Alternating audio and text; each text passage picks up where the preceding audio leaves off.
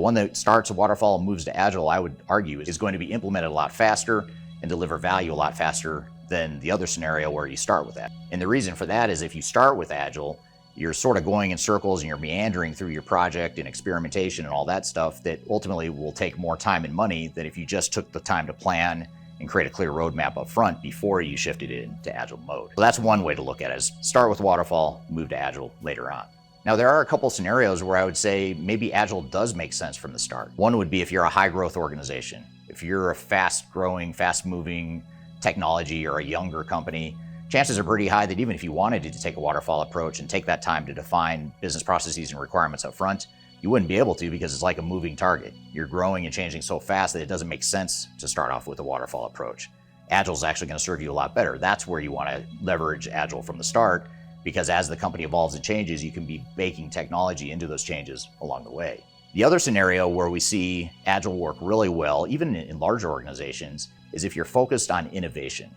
If your technology initiative or part of your technology initiative is focused on creating innovative processes and new ways of thinking, those parts of your transformation are very well suited for Agile. So let me start by saying what isn't innovative. If you're implementing a back office accounting system, for example, that's not an innovative use of technology. It might be needed, but it's not innovative.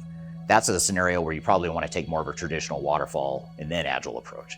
But if you're talking about, for example, artificial intelligence, an emerging technology that none of us fully understand yet, and organizations certainly haven't figured out how they're going to use AI yet, that's a great candidate for an Agile approach, because we don't know enough about AI and how it could be used in order to create these new business processes. But if we put the technology in people's hands and run some pilots and do some innovative experiments in how we could improve our operations, that's a very Agile approach.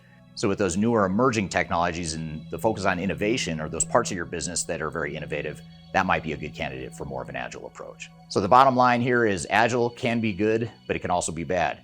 It can be helpful, but it can also be destructive. And we need to understand when and where and how to use Agile, and hopefully I've conveyed some ideas on how to do that here today. Now, if you'd like to learn more about digital strategies and ways to make your project more successful, I encourage you to read our Digital Transformation Report. It's an annual report that we publish each year that highlights a number of best practices, tips, and lessons learned from digital transformations throughout the world, as well as some independent reviews and rankings of different technologies that you might want to consider for your organization.